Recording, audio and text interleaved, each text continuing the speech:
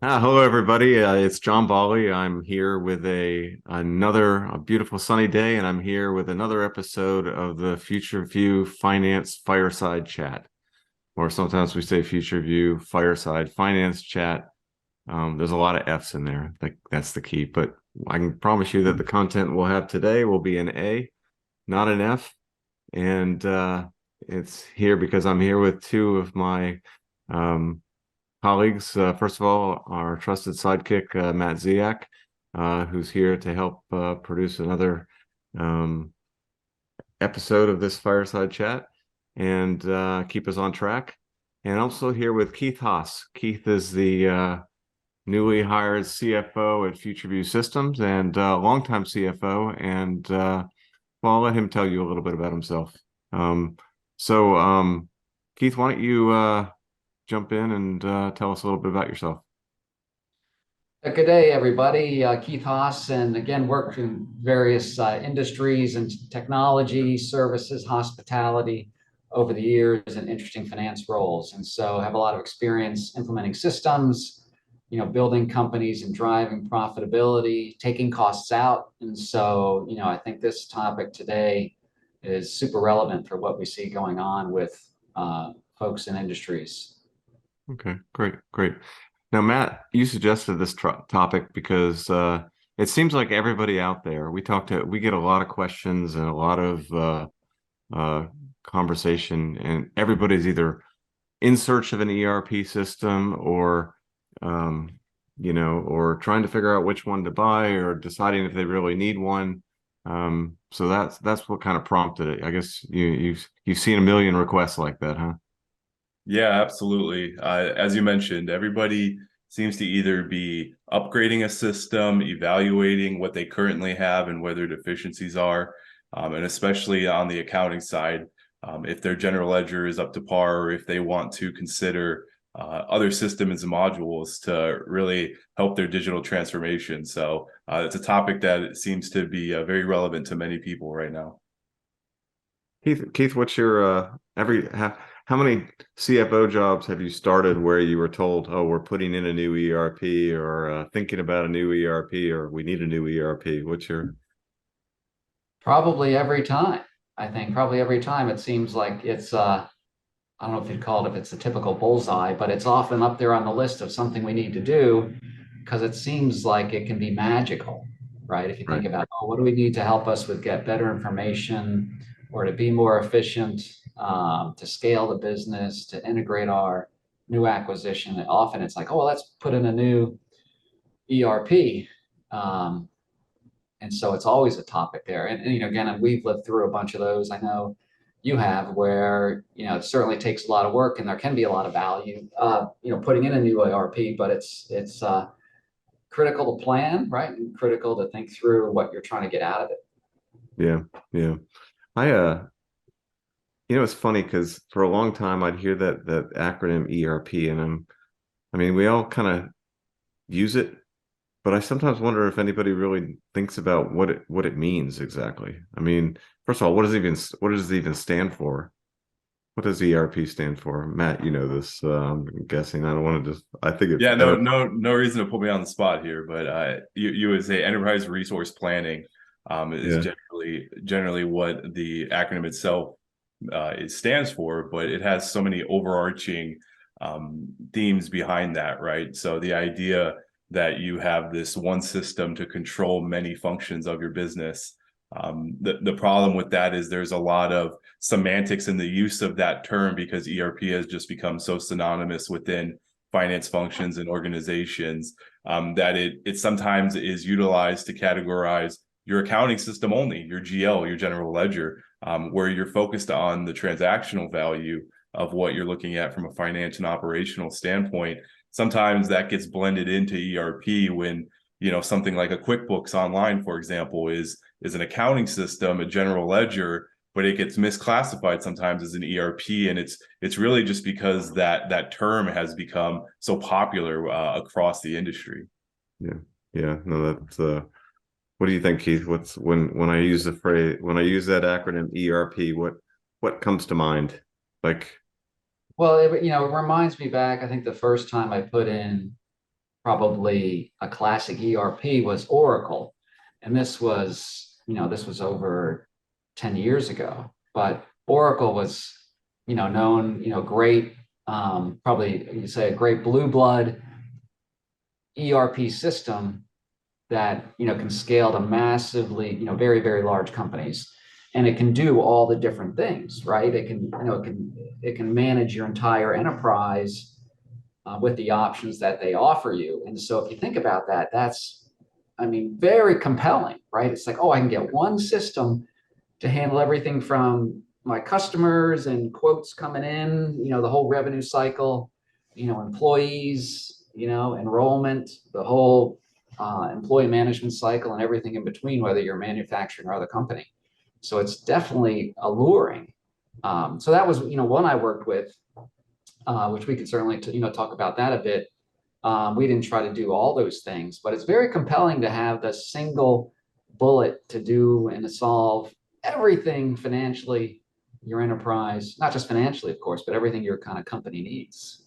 So that if I think about the massive ERP, definitely Oracle as one experience. But it's interesting now, like Matt, you said with QuickBooks, your QuickBooks Online, if you log into QuickBooks, they show you all kind.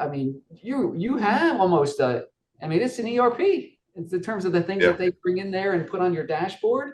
It's not just, debits and credits. They have a lot of capabilities they've built in there over time. It's impressive. And so anyway, that, those are extremes, obviously, in terms of price, maybe in terms of scope. But yeah, that makes sense. I think, when I started as a CFO, I started at a consulting firm, and one of the things we specialized was putting in Oracle 7i, and they should have called it instead just shut down your whole organization for the next 6 years, as if you're building tunnels and bridges, because every project went on for multi years, and they were guaranteed, from a consulting business standpoint, they were guaranteed revenue raisers because they were so big and so complicated. And I guess the idea was, like you said, everything was connected. And to me, that's kind of the I always think of a sort of an ERP as like it's like a stereo. Remember back in the day when you used to buy the stereo that had two speakers and your turntable and your tape deck and everything all integrated into one big thing, kind of like a boombox. Everything was in there in one thing. Now, none of those were the best of class, but they all kind of grouped together into one big thing. And an ERP is, I think, kind of like that too. I think it sort of takes a whole bunch of different applications and gloms them together and says, okay, here's one big thing. And you're right, QuickBooks has in theory, you can pay bills, you can do payroll out of QuickBooks. Now, I would say you can't do it very well. Most people struggle when they want to get reporting out of QuickBooks of any real caliber or do any kind of forecasting and budgeting. But in theory, you can do it. I think that was always the idea, was somehow an ERP, because you were on a common platform, it made all these different applications of a business work better together. I've sort of always had a bias against them, though, a little bit, because I think you do have to settle for, it seems like whatever thing an ERP is particularly good at when it starts, like I'll use NetSuite is a great example. I think NetSuite is a really good GL system, GL being one application. But I don't think that it, when it gets into other things that it also wants to be good at, like CRM and reporting and forecasting and budgeting, I think it's kind of mediocre. But it does GL accounting really well because that's where its roots are, right? So everybody's kind of good at the thing they were really good at the beginning, but then they try to add all these things in, and I think that's where they start to deteriorate a little bit. Yeah. No, I've experienced, that as well. And, part of it is who are the main users of the system, right? And who's gonna be involved in the selection process, setting up the criteria, the objectives for whether it's, the GL system or whether it's broader applications, because you think about the different constituencies in a company, they'll have different interests. One of the things, for growing in large sales organizations, as you talk to your chief revenue officer or your head of sales, they're going to want to hit Salesforce, maybe HubSpot. But, the main reason is because, hey, when I hire people, they already know how to use it, right? And yeah. you're going to force me to use my integrated ERP, GL. You're going to give that sales head an excuse for why they're not making the numbers, right? You don't want to give them any excuses. And I had an experience where we were trying to use initially, because we bought the whole program, right, with CRM built in. We were said, no, we're going to use that. And the sales leader hated it. The team used it as an excuse. And so we said, okay, we're going back to, in this case, we went back to Salesforce, right? Put in Salesforce for the sales team and went down that route, because of friction. But that's probably one of the just things with the, the nice about all these different systems is that they touch, different people, and you've got to get buy-in, right, across, the different users or leaders in the company. When you're going ERP, it's a lot of buy-in to get. Yeah, I think that's a great point. Yeah, you got to coordinate. That's exactly where I have my biggest fears with ERP implementations, is they have to touch so many parts of the organization that your risk of failure just seems to multiply, because there's so many different things that have to work. Because just because you've got it working for finance doesn't mean that it works for the salespeople, especially because salespeople love Salesforce. I mean, I don't care how good, just like finance people, love Excel. You're not going to go telling a finance person, don't use Excel for this. Well, you're not going to tell a salesperson to switch to, the Workday CRM or whatever, because we're all switching to that. It's too many things. It's too many people to corral in one thing, and it totally expands the duration of that project and the risk of the project. And to that point too, John, you talk about Salesforce versus a module of a CRM within an ERP. The reality is what's offered in that ERP's module never lives up to the same capabilities of a Salesforce or any other CRM that is in vogue, right? So it's not just the familiarity, it's the functionality and usability of it, where you can actually go in and interact with it in the way that Salesforce integrates with other solutions as well, and how easy it is to use. There's so many nuances to trying to have, we like to say that your idea is to have the best in breed of each solution, as opposed to just having this one integrated system, which frankly, most systems can be integrated at this point now, right? So you can have a NetSuite GL, you can have Salesforce, you can have all these other tools that the department heads and the business units prefer to utilize and have already been utilizing. And then that can integrate into whatever system you decide to be the source of truth for all of that. Matt, that is exactly right, I think, because I mean, the reason that we came up with this whole ERP idea is because companies started to need all these different applications, right? You started with the GL, and then you needed an HRS, and then the really hard part was getting them all to interact. I mean, Keith, I know you remember, how many times how do we get the HR information into the GL system, and how do we get the payroll? And, it was hard to make all these things connect. And so the idea that everything was built on a common platform, a single ERP platform, was hugely attractive, because you didn't have to worry about this system talking to this system. But the fact is, that's not really the issue anymore. It's pretty easy to get systems connecting, because everybody's got APIs, and a lot of stuff is cloud-based, and it's just not that hard anymore. So then you go back and you're like, why not build? When you said that, I was thinking about, it's like going to your general practitioner doctor, right? Because you're feeling bad. If you just don't know what's going on and you just want a general sense of things, you go to your regular general doctor, right? And they give you some thoughts. But if you need a knee replacement, you don't go to that guy to do the knee replacement. He doesn't pull out the stuff and say, "Oh, I'll pop in a new knee." You go to a specialist, an orthopedic person, to have a knee replacement. You can tell you're getting old when you start using analogies that involve knee replacements.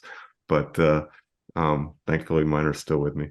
But anyway, that's the point that, of course, Salesforce is going to have a better CRM than NetSuite because that's all the Salesforce people had been thinking about for the vast majority of their tenure as a company. NetSuite's better at GL because that's what they started with and how they began to think about it. So, I don't know. What do you think, Keith? Oh, I think that's right. From both the functionality perspective, because again, these, new applications, that's what their expertise is and the years of experience building it that way. The real surprise, maybe for me anyway, is just how easier it's been to integrate systems, right? Whether you're trying to integrate something into a GL, like a standard GL, or the ability to get data out of a GL, into another system, whether it's a reporting system or something like that. That's just gotten so much easier to do, with whatever the technology advancements have been, cloud-based and everything else to do that, which is just terrific, right? So it takes away that big obstacle that was there, years ago. So I think that's a huge plus, which, allows you to put best of breed or your favorite specific application in place, which gives you that capability, right?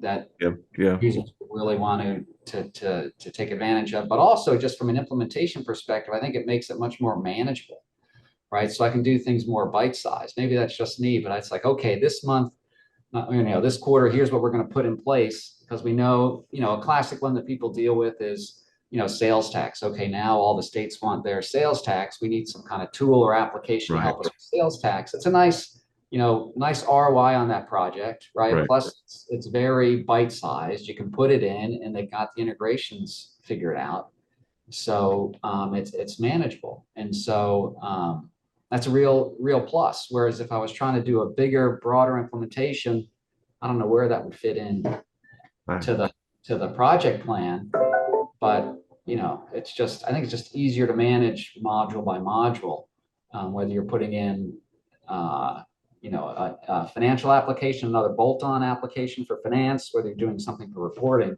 just easier to manage. I love that. The phrase bite-sized. I would much rather, as a CFO, take a whole bunch of bite-sized risks or implementation opportunities than do one big giant one and put all my eggs in one basket. I mean, it feels like that whole monolithic ERP forces you to make this big giant bet. And the funny thing is, I guess I always tend to start with a GL because I'm an accountant, so GL is kind of the core of recording things. I'll hear that, I'll talk to CEOs and they'll say, oh yeah, everything's going to be good once we get they've been told once we get the new ERP in, and I'll hear they're implementing, NetSuite or Oracle or whatever, and it's going to take, 6 months, which always means it's going to take 12 months and take much longer. But the reality is it's not going to make that much of a difference to them. I always kind of want to say to this, when the new ERP goes in, for the most part, it's going to be invisible to you as a CEO. All you care about is what information am I getting to use? What reports am I getting? The debits and credits, as long as they're done right, they're not really visible to the average worker. So, person in the company. In fact, it's funny, but one of my early clients, they were doing an implementation of an ERP. I'm not going to say which one because I don't want to highlight it, but I kind of knew it was going to fall apart when I first got there because they were having these meetings where they brought in 35 different executives from all different areas of the company and geographies to talk about their expectations for the new ERP. And I'm thinking, you're not even going to be able to record, if you're lucky, you're going to be able to record like a bill, an invoice coming in and record it as a payable and set up an accrual. For 95% of the people in this room, the fact that we're recording that debit and credit in this system versus the one you had before is going to be completely meaningless. You don't care. All you care about is what am I getting in terms of the reports I need to do my job. But there was somehow this magic, this magic panacea to the whole thing that somehow it was gonna, I mean, it was amazing what they were telling you. Oh, I'm looking forward to having real-time information on where my employees are at any point in time. I'm like, you're not going to have that. Well, I'm really looking forward to having, daily closing information so I know where I stand for the month. I'm like, you're not going to have that. And everything they kept saying they were looking forward to, I'm kind of like, no, you're not going to get that. And it has nothing to do with the ERP. It's just not coming through. So I think there's just a lot of misconception about the curing powers of a magical ERP. Yeah, there's expectation versus reality with an implementation process, and what value will I be getting out of this? What is the value add of this system? And the reality is also the time and budget, right? Those are the two most important things in an implementation. How long will this take, and what will it cost me?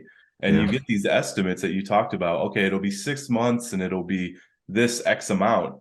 But then you get 4 months in, there's a new category of your business now, right? Maybe there's a Yeah. new venture that you've taken on. There's a new territory you've now looked at selling into, and all of a sudden the needs of your business evolved while you're still going through this implementation.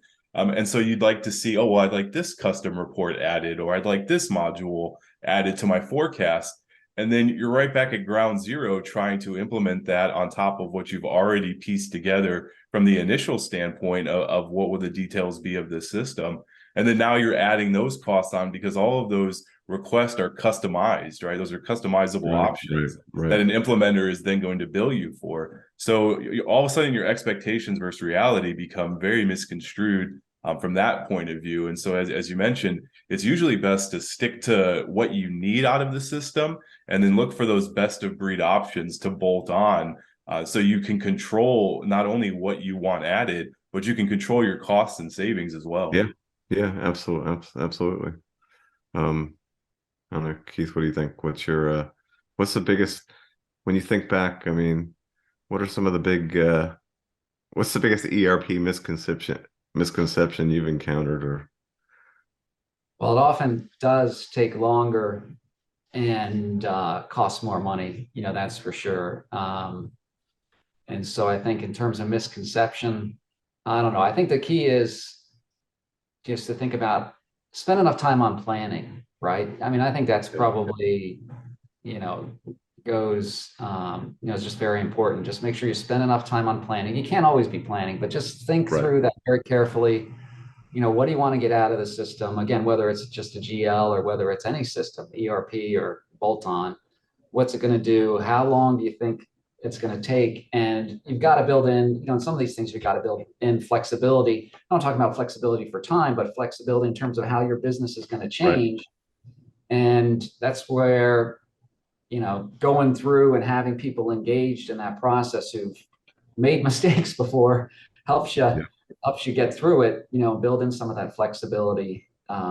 So again, like if we might add in, of course, maybe we add in a new product, right? As Matt was saying. So we got to make sure we have the capability. We think through, well, what happens when we go from, these four products to the fifth product? How are we going to structure that?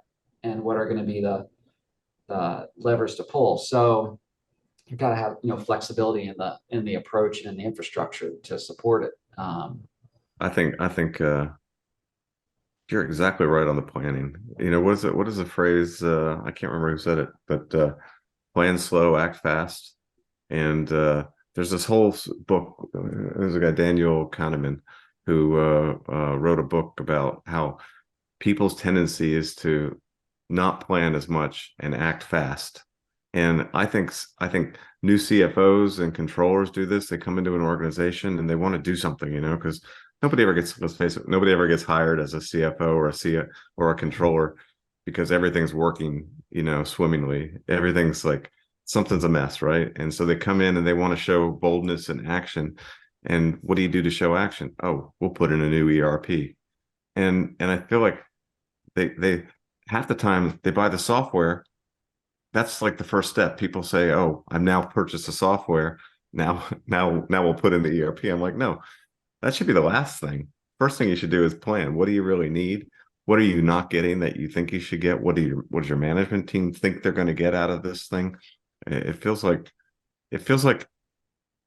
it feels like an easy way to look like you're doing something. It's kind of like business travel a lot of times, right? Okay, we don't know why we're going to this meeting here, but it feels like we're doing something. It's an ongoing activity that gives us that sense of perpetual motion. And doing an ERP is that same thing. Oh, I'm doing something. We're putting in the new ERP. Well, the fact is, maybe I should have thought a little bit more about why I needed the ERP first and foremost, and does the existing ERP do what I need it to do already? Are there other alternatives to this? So taking more time to plan would seem to be the right way to go. And then the second part is what you just said too, which is act fast. Okay, do it in bite-sized pieces. I would much rather spend 9 months planning for a new ERP system and then 3 months implementing than 1 month planning and 2 years implementing, which generally is the way it works. Yeah, and when you think of examples like that, it's not as if you're going to be having all your consultants in there charging for 9 months of rates and things like that, but it's just a good way to think through, whatever time you need, just to plan out, okay, here's how we're going to make these changes and procure and implement the ERP. And here's how it's going to fit in with everything else going on in the business, because you have to run the business while you're doing this, right? You can't, Yeah. business is still cranking. And so nothing's going to stop while we have our finance implementation project going on. So it's just good to time all those things, relative, whether it's relative to your audit, how you're going to handle that, all those things, right? So that is a key point, a great point. I mean, I can't tell you how many times I've seen finance functions literally fall apart because of the stress and workload of trying to put in a new ERP and oversee it. And the work always kind of falls back on the finance people, even though other people have a stake in it. It always comes back to the finance people.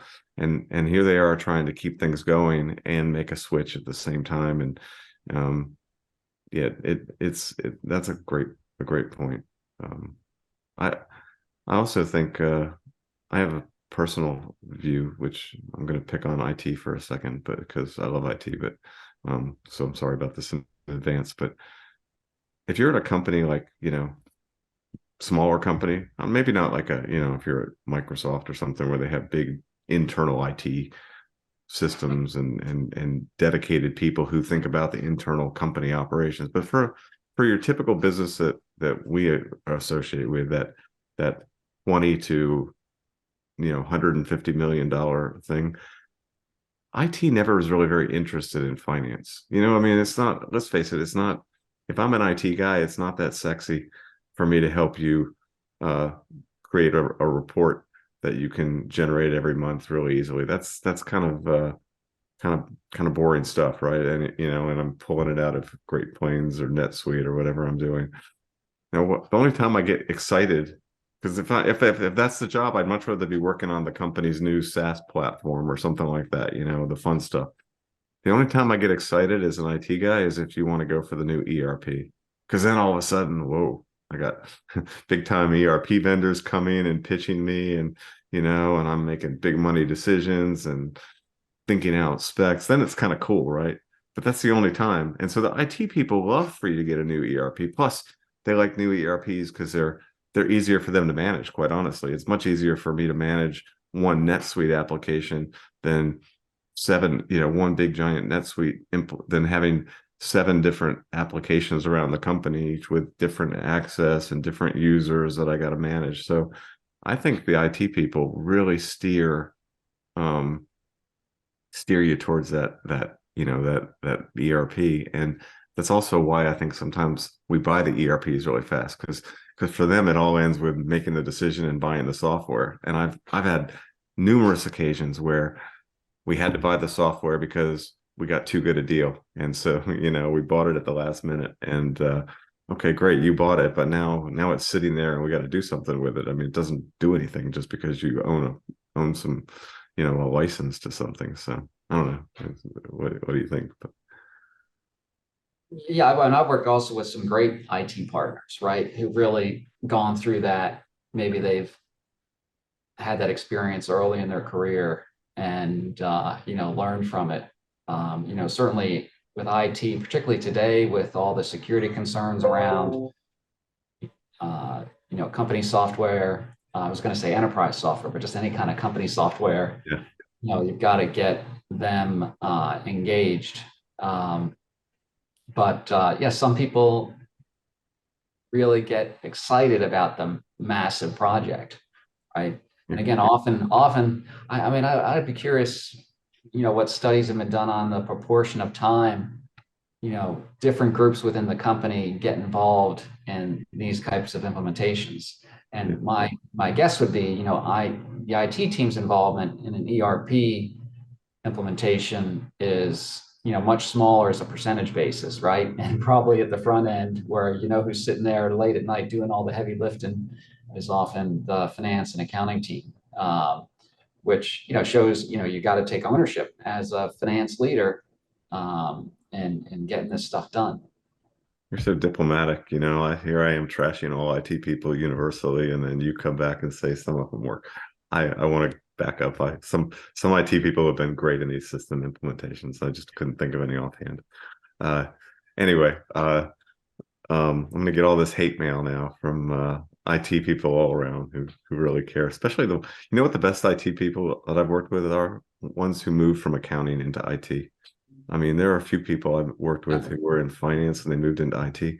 That's a killer combination. There's not enough of those people. No. Really killer combo. And also like folks in that business systems role, right? Some people in the business systems role really get it. They understand the challenges, and often they'll come up through different parts of the company, and they've got that appetite for business systems, which these days, it's just so critical. It's the lifeblood. I'm not good with analogies like you, John, but it's like the lifeblood of the company, right? Just getting all those things working.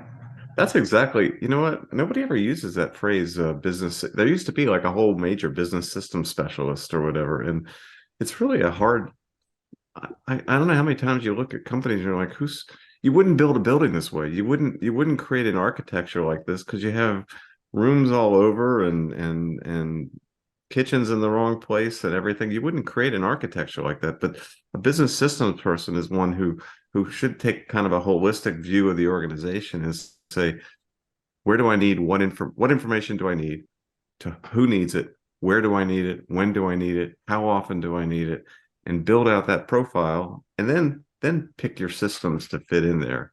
But instead what happens is it's sort of a hodgepodge of, I bought this, then I bought this, then I bought this, and I kind of, and it just feels like that's a real shortcoming. And there's so many choices now that it's even more the case, right?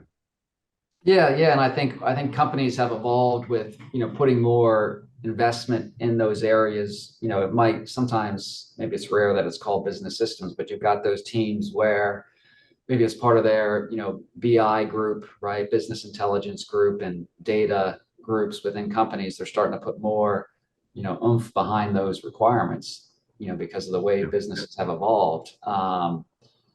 And it's important that those groups have, in case of the BI group, it can't just be people who understand data analytics, right? They've got to understand, the systems behind it as well. But that's, obviously critical, because when you're reporting and trying to manage the company, it's the financial data, but it's also other key metrics that you bring into play that you want to be looking at to, make the right decisions to drive the company. But I've worked with some great, folks in the business systems side and the IT side, and I try to forget about the ones where it was too much of a challenge. That's the key. The key to life is putting aside the pain, putting the painful moments into the recesses of your mind, right? As much as Full possible. steam ahead. Full steam ahead. Yeah. So the other thing I was thinking about, and I think since our audience is largely CFOs and controllers and people like that who are looking at an ERP, is it always felt to me like when you come into a job, a new CFO role or a new controller role, like I said, a lot of times you usually encounter a less than optimal situation. It's just the nature of things, right? Nobody, you always come in with that. Well, you get a kind of a honeymoon period. You get that period where people recognize you got to figure out what's going on and everything. And I feel like a lot of CFOs waste that honeymoon period on the ERP implementation as their very first move. They're like, boom, I'm now starting, and I put in this, and realistically, I'm going to guess that the average ERP implementation is got to be like over multi years, but very few. I hardly know anybody who's implemented an ERP, even at a small company, in less than 5 or 6 months, and almost never with it all working perfectly when you come out of the box. So here you are, the new CFO. You come in, you say, okay, maybe you say at day one, I'm going to pick a new ERP. I'm going to change. That's how I'm going to solve problems. See, you convince the CEO, who's still believes that he's solved all his or her problems by hiring you. And so for the first couple months, everything's, you just keep, nothing's really happening, but you keep saying, yeah, we're putting in the ERP, and the CEO is patient.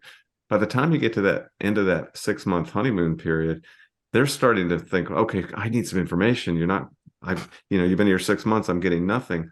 You're seeing the ERP implementation going on. I guess I feel like that whole ERP big system bang kind of thing squanders a lot of credibility that a CFO has coming into a new role. Just my take on it, as opposed to getting very quickly to, okay, you need you want to see different kinds of reports or different metrics or things like that.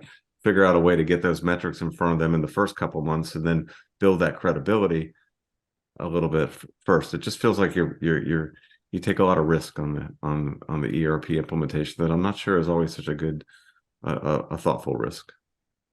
Yeah, no, that makes sense, certainly to me. And I think I've, seen some of that where, you definitely, as you're coming in new, you want that quick win. But, it's not going to be a quick win with an ERP. What are some other things you can do? And, certainly focusing on the relevant information for all your constituents around the company, right? That, bring them the data that they've been asking you for, which you probably heard about, before you came into the company, right? So finding a more, effective and nimble way to do that is a great approach. Yeah.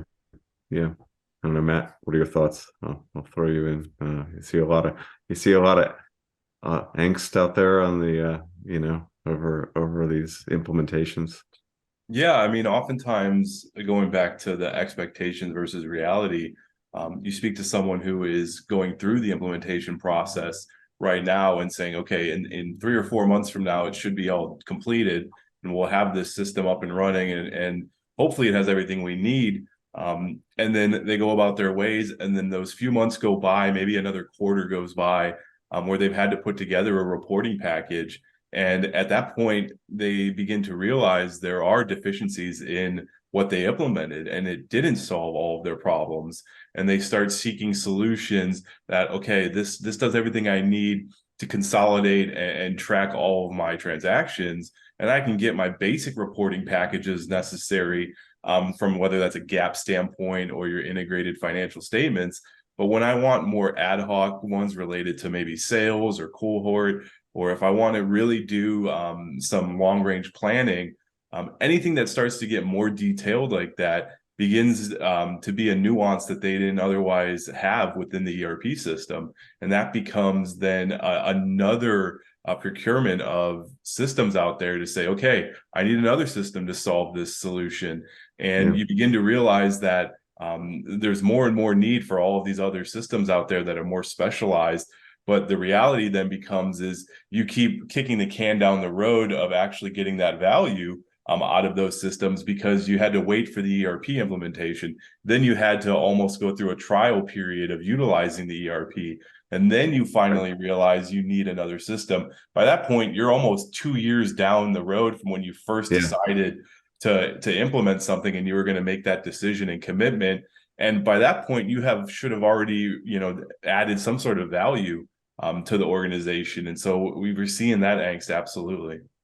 Yeah, that's, what, now that I think about it, when you go back to the ERP as a whole bunch of applications, right? You've got and let's break it up. GL is just an application. When I say GL, I mean everything to recording a transaction, the debits, the credits, everything to recording a transaction.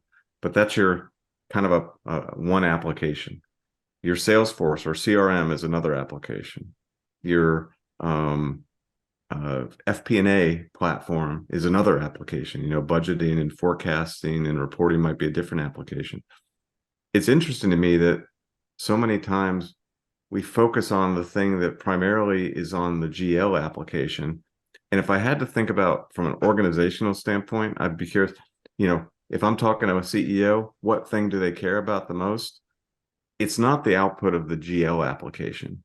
They're much more interested in a CRM because that gives them information about their customers, and usually CFOs are very revenue focused, or an FP&A application because they're much more worried about the reports they're getting and the metrics they're getting, not the debit.